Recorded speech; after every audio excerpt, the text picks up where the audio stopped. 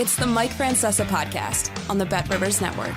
Good evening, everybody, and welcome to the Mike Francesa podcast. After the Knicks even the series 1-1, and now turn it back into a series as we head to Miami for games 3 and 4. First, the positives. The Knicks get a bounce-back shooting night from Brunson, who has 23 points in the second half, 30 for the game, leading the way. They get a win in the second round, a second-round victory at the Garden, something they have not had in a decade. A very big night for the fans in that regard. It looks like now their new favorite friend is Aaron Rodgers, who I guess would have been a fixture if the Rangers had kept playing, but now we'll be at the Knicks games. He's been at every Garden event. We've seen recently maybe he's going to be Mr. New York because he has been very visible the last couple of days. So that's the positives. Get game 2, how to get the game, get back in the series. Brunson gets back shooting the ball well, has a big second half. Now, let's put it into some perspective. This game was far harder for a game number 2 with their star player, their Mr. 40-point playoff performer, Jimmy Butler, on the bench, nursing his bad ankle. When it's announced an hour and a half before the game that he isn't going to play and Randall and Brunson are going to play, the game goes to a 10-point line to give you some perspective. The Knicks were a 10-point favorite at that point. They're supposed to have an easy night. This was anything but an easy night, and for a long time it looked like it could be a devastating night. The Knicks were down 6. 93-87. Too much Martin, too much Vincent, too much Adebayo, too many threes with 7 minutes left. They then got 2 big breaks. Now, Brunson hit some threes. Hart hit a couple threes in the corner. Hartenstein made some big plays. I'll get to him in a minute. Knicks got 2 big breaks. They got the 4-point play right out of that. That made it 93-91. Could have gone either way. Could have been wiped out and just called a foul. Obviously, there was a foul on Hartenstein, but they could have said no basket. They gave him the motion, and it went for a Brunson 3, so it's a 4-point play.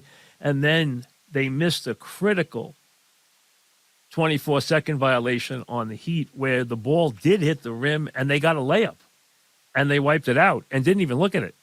So the bottom line was they, it wasn't challenged, but they got 2 big calls right there. Add to those the Brunson baskets, the 2 critical Hart threes in the corner, and then the guy who I think set the tone in the fourth quarter and won the game, and that was Hartenstein, who did it with just an incredible amount of hustle.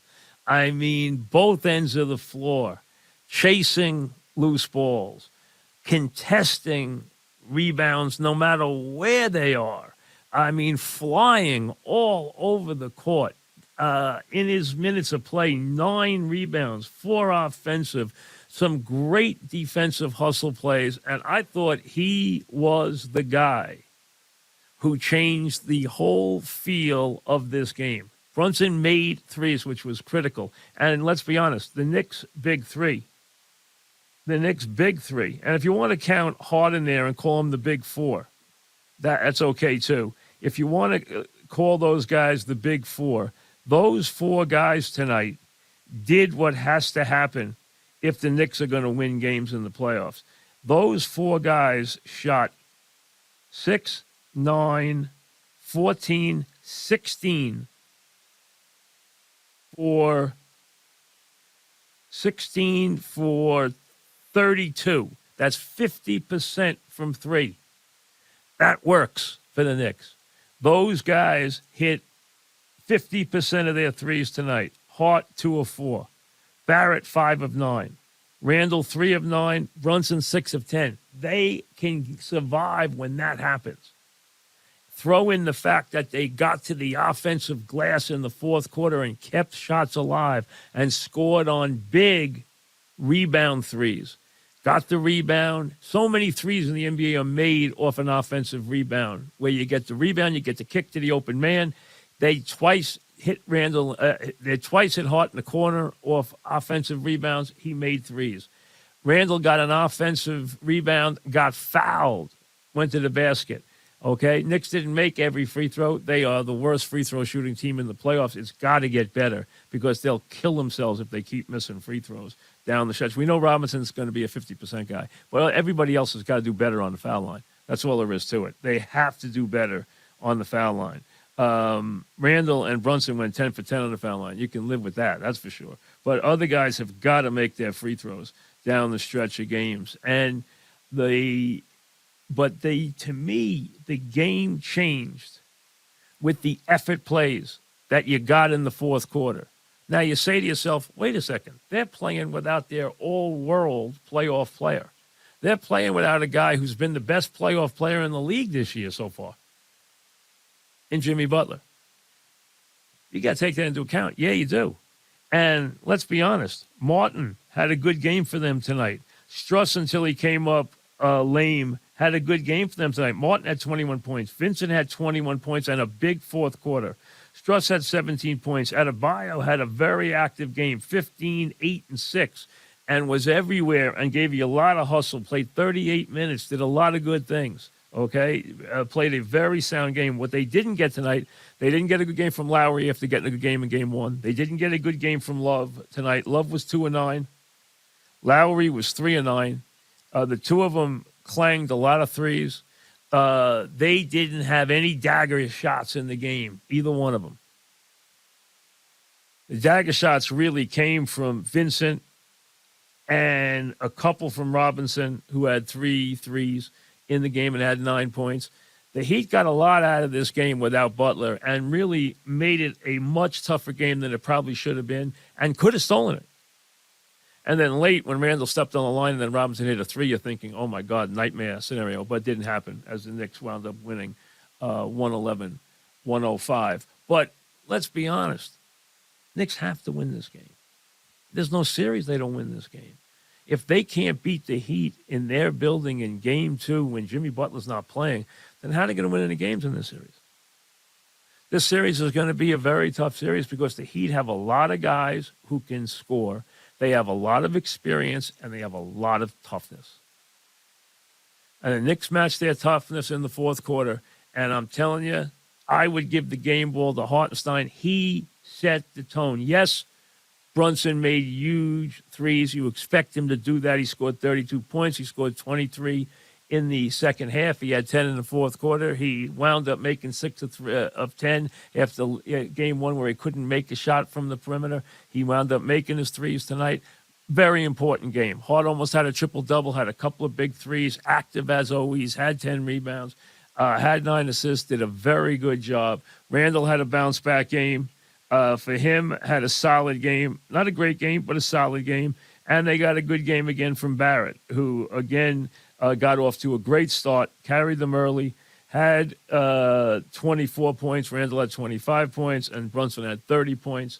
Throw in Hart's 14, 11, and 9, and there you have the Knicks tonight. But to me, the game ball goes to Hartenstein. Played 26 minutes, gave you supreme effort, got you 9 rebounds, 4 offensive. And in that 5-minute period, when the Knicks turned the game around in the middle of the fourth quarter, he was everywhere. He got a huge ovation when he went to the bench and they replaced him with Robinson, and he deserved it. He deserves the game ball. He made every big hustle play in that game, both ends of the floor. Both ends of the floor, gave you unbelievable hustle. Touched balls he shouldn't have been able to touch. Got the balls he shouldn't have been able to get to. Got to rebounds, drew fouls, did everything you could hope for in a reserve player. A tremendous performance for him tonight. When you look at the entire series, do you get any more confident from what happened tonight? No. You know this is going to be a very hard series. Butler's going to be back. And in the fourth quarter of these games, if you have close games, Butler's going to be a pain in the neck. You know that going in because he is a killer in the fourth quarter of these games. An absolute killer. He can get 40 to 50 points any night out. And that wasn't there tonight, and they still were in the game and led by 6 with 7 minutes left before they went a little cold and started finally getting banged around on the boards. But the Knicks got their win.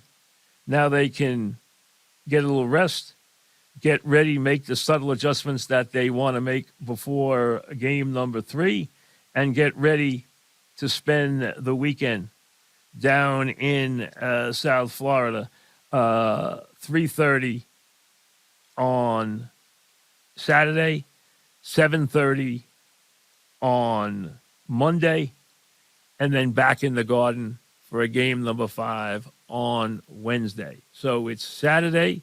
So now they have a couple of days off, so everybody can rest their ankles. Butler can get his ankle ready. You know he'll be there in game number 3. Smart move tonight for them to rest him. Get ready for game number 3 on Saturday. And then game number 4 Sunday. Game number 4 on Monday in Florida. Game number 5 Wednesday back at the Garden. So that's what we have coming up. The series is 1-1 after the Knicks 111-105 victory at the Garden with no Jimmy Butler in the game. So a game they had to win. They won. Wasn't easy. At times it wasn't pretty, but they got the job done, and it's something for them to build on as they go down. The Knicks have been very good on the road. The Knicks have played better basketball overall on the road than they have at home this year. They can win on the road anywhere. They got to go down there, get a split, and get back here and turn it into a best of 3 with 2 out of 3 in the Garden, and then we'll see where we are. But that's the next thing. Get a split, next 2 games, Saturday, 3:30, Monday night, and then get back here for a game Wednesday night. That's what it is on the order sheet right now for the rest of this series, at least for the next 3 games. And that's where we stand. 1-1, as had to happen. The Knicks get 30 from Brunson, a good fourth quarter, and really a tremendous hustle game from Hart. Give him credit for what he did tonight. 1-1, and we move on. So the victory they had to have, they got. Garden crowd was good again. You know, the places, the scene that you would hope it would have been. Okay. Obviously, the Garden took a hit with the Rangers going out so early after their fast start in that series. Stunning loss for them.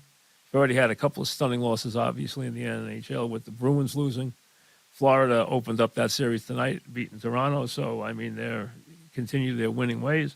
But right now, the Knicks 1-1 off a 111-105 victory. So that's what we needed to have happen. We got it. Like I said, wasn't pretty, but something to build on and get ready to go down and try and get a split of the next 2 games down there in Miami. We're on the Bet Rivers Network as always, and for all your wagering needs, it's Bet Rivers in New York and New Jersey. Play Sugar House in Connecticut. So whatever you need, just go to their app and you'll find everything you need for all your needs there. And the program, of course, always on the Bet Rivers Network and wherever you can find your podcast. We'll see. Thanks for listening to the Mike Francesa podcast on the Bet Rivers Network.